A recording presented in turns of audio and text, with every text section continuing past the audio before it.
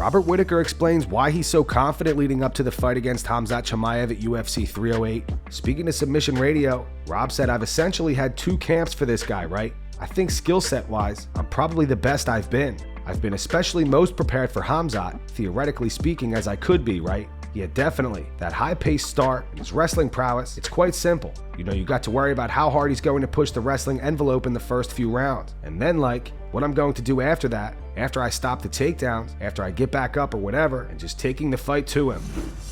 Belal Muhammad dropped another AI song today. Yesterday, Belal released one roasting Kamaru Usman. Today's AI song is targeting Sean Strickland. Sean's got a big old pickup truck. He's got a flag flying high. Talks about the good old days with a wild look in his eye. Says he's got a 45 and he's ready for the fight. But when the dark comes closing in, he's staring at the night. Raised in a house of hurt, with a dad who wore him down. Taught to master fear inside, with a grim and bitter frown. He'd tell the world he's fearless, though his heart is filled with doubt. Sean's battling his demons when the lights have all gone out. Khabib Nurmagomedov reveals he considered retiring years before becoming UFC lightweight champion. Khabib says a talk from his father changed his mind. He went on to say, "It was the hardest time in my career, like professional career, because I remember when I dominated Rafael dos Anjos. After that, I broke my leg. I had ACL surgery. After that, dos Anjos became champion, and I tried to come back. I tore one more time ACL and one more surgery. I tried to come back. I broke my ribs. After that, I tried to come back. I had surgery on my back. It was a very hard time, and I remember talking with my father. Maybe this is a signal from God, you have to stop. He told me you cannot give up. When you have some test, you have to show your toughness if you're tough. If you're not tough enough, you could just give up, and that's it. I remember he told me, if you want to go, you have to go. If not, anyways, I'm going to have a UFC champion, with you or without you. I'm going to make someone a UFC champion. This gave me like crazy energy. Like if my father wants, who has to do this if I'm not? And this gave me crazy energy. I just keep going, keep going. I just come back, and after that, what happened? This is all history." Dana White has reacted to the clip of Merab removing his own stitches. Dana says that he thinks Merab may just be fucking with him at this point. Obviously referring to Merab Dvalishvili once again taking to social media to Isn't he awesome? I think he's just with me now, to be honest with you. Have you spoken directly to him? I mean, obviously you were pretty public in what you said, but have you reached out to him and said, "Bro, what are you thinking?" Or No. Do what you want. Do what you want. All right, we'll leave. Did you ever see the scissors they take stitches out with? They don't look like those usually. They're tiny, and they have that thing on there so you don't cut yourself. You know what I mean? They can slide them up under the stitches, and you don't cut yourself. This dude had like bush shears that he was using that you trim your bushes with. The gardeners use. Whatever. Good for him. Sean Strickland and Machine Gun Kelly got into it last night.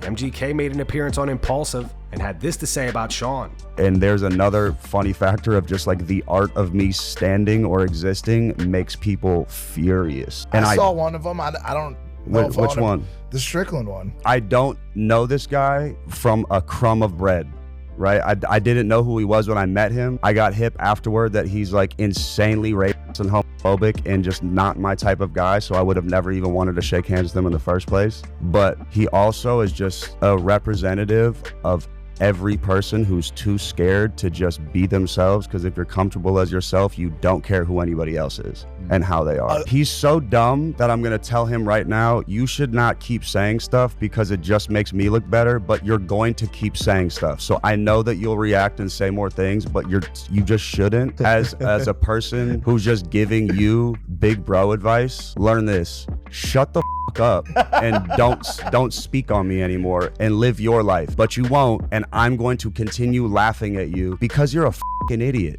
Sean fired back via X. He wrote, "Getting lectured by a guy who drinks blood and wears a purse. Dog, you had a midlife crisis and tattooed your entire body. The X community of intolerance. Y'all, I'd hang out with you toxic trolls any day. Over this go back to cutting yourself, you fucking weirdo."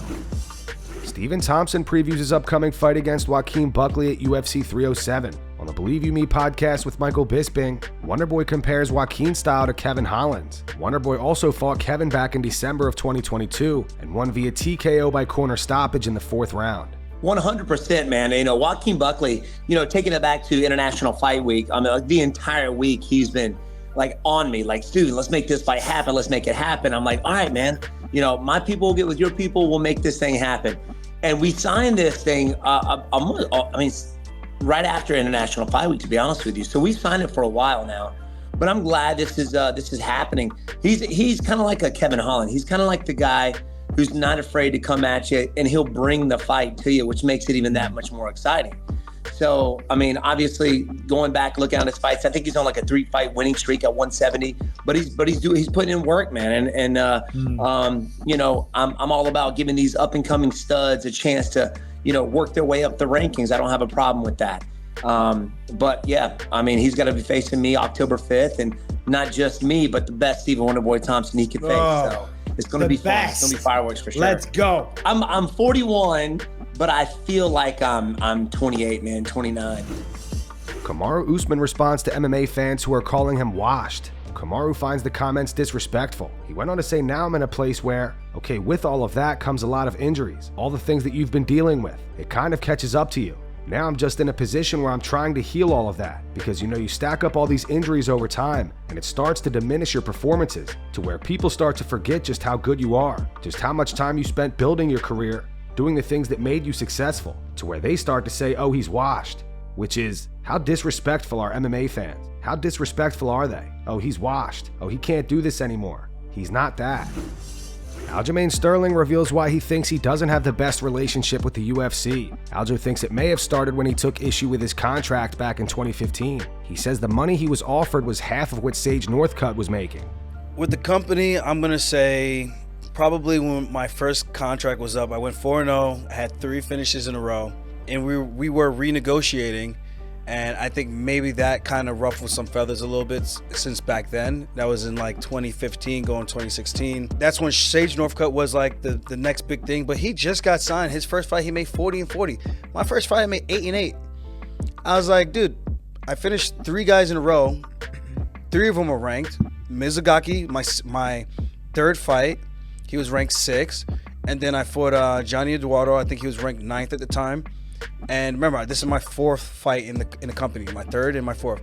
So for me to do that, I'm like, well, I think I earned at least a little bump up to at least match a kid with a great physique, and I didn't see a difference between us. I'm like, well, I'm finishing top level guys. I talk, you know, it's not like malicious talk. It was just always like banter, Long Island banter. The money I was offered was like half of his, which was just like, I'm not really understanding the disconnect here. Like at least explain to me so I can understand. So I think that was like part of it. But whatever, I lost my next 2 fights on my new deal anyway, both by split decision. So I thought I was about to get cut.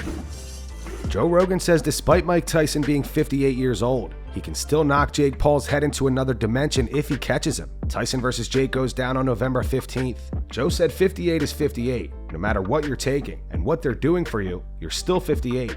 But 58-year-old Mike Tyson is not 50-year-old Mike Jones that lives down the street. It's a different kind of human being. He can still knock your head into another dimension if he catches you. The thing is, can Tyson catch a 28-year-old guy who is at the top of his career, who is winning legitimate boxing matches? He's beating former UFC world champions like Tyron Woodley. Jake had a very good fight with Tommy Fury, who was a legitimate boxer. That was a very good fight. And he just beat up Mike Perry, who was a bare-knuckle champion. He's a real fighter. He can fight. And if Mike Tyson and him are fighting, and Mike can't catch him, then it's hard to tell.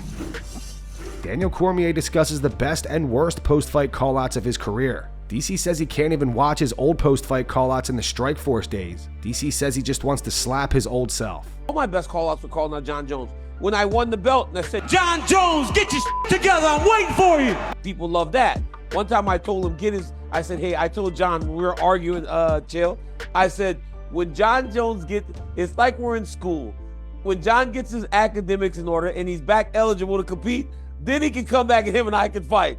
When he gets his academics in order, he can come back to the classroom. Because he was ineligible because he had got suspended. It was awesome. My worst one, though, was in the beginning, chill, guess what I used to say? Guess what I used to say? You wouldn't believe what I used to say, because I wanted to be Captain America. I wanted to be the good guy. I wanted to be nice. I would get up there, Strike Force jail. You wouldn't believe I would say the dreaded words. The dreaded words. That's not my job. I'll let that play out how it is. I want to focus on the fact that I just beat Josh Barnett. And this is something that a year ago I never thought I could do. So I appreciate Strike Force, Showtime, Zuffa, and Josh Barnett for giving me this fight and giving me the opportunity to be one of the best heavyweights in the world. Thank you, guys. Somebody slapped me. I can't even watch those old fights because I stand up there chill, and I'm proud, man. I just got it done. I'm Olympian. Henry Cejudo has apologized to Khamzat Chimaev. Henry and Khamzat had an altercation recently. The two ran into each other and Khamzat called Henry a rat piece of shit. And then he sees me, he says he's like, Henry Cejudo, you're a rat piece of shit. And then I'm just like, and I kind of had a feeling this dude kind of had it because he's blocking from a lot of the social media stuff. So Henry believes that Khamzat is mad at the fact that when he left his hat at Henry in the Schmo studio, the next day when Paulo Costa came on the show, he did this with the hat. Look. Nah, Paulo. Come on. Paulo. Stay. Well, now he's never getting that hat back now. Oh my Is gosh. this from him? No, it's from his cousin. It's from his cousin, Paulo. Oh, God. Oh, my God. In an interview with Homa Fight, Henry said, you know what, I'll apologize to Khamzat. I really will, because now I understand why. We had Khamzat on the show, and Khamzat happened to leave his hat in the studio, and the next day we had Paulo Costa, the eraser, Master Secret Juice. Paulo ended up grabbing the hat and freaking rubbing it through his nutsack. And obviously I was bawling, dude. I was laughing, but I could see how and why Khamzat probably got upset. I get it, man. I probably trolled it. It wasn't something that we had planned. It was just like, hey, we're just gonna tell him, here's the hat. When you're in that content business, we always want things to kind of trigger off. But then Paulo took it to the next level. It wasn't cool, man. So I could see from Boar's side. And I think this is the first time I'm really making this public. It wasn't planned, but I apologize. Khamzat, 1, thank you for coming on. And then 2, man, the way that happened, I could see why he's pissed at me. So when you do this, man, like, tag him, dude, because the last thing we want to do is literally get a fist fight with this dude. Khabib Nurmagomedov and Tony Ferguson had words for each other. It started with Khabib's recent appearance on the Inspire Me podcast. On Tony Ferguson, Khabib said, I feel a little bit sad, but at the same time, I always understand my game, it's the worst for him. He don't have wrestling, he don't have grappling. What's he going to do with me? How is he going to stop me? Only chance how he can stop me. It was only a lucky punch. Like with everybody, like with Conor McGregor, with Dustin Poirier, with Justin Gaethje, everybody talks about, oh, they can stop him if Khabib going to get caught with a lucky punch. But other stuff, how's he going to stop me? When he fought with Danny Castillo, Beneil Dariush, Justin Gaethje, Charles Oliveira, all these guys mauled him. He didn't have wrestling defense. He didn't have good grappling.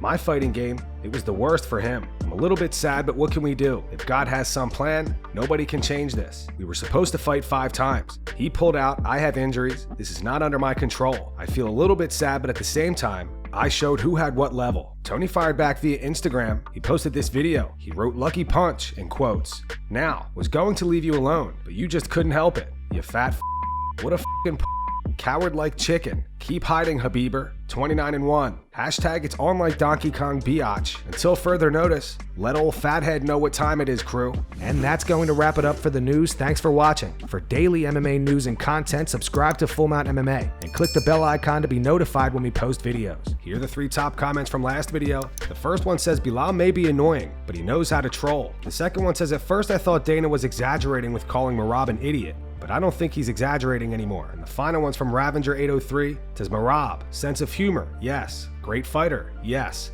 Brains, no. Those were the 3 top comments from last video. If you want to be featured in the next one, all you have to do is comment down below. And if you missed yesterday's news, click the video on screen right now to get caught up.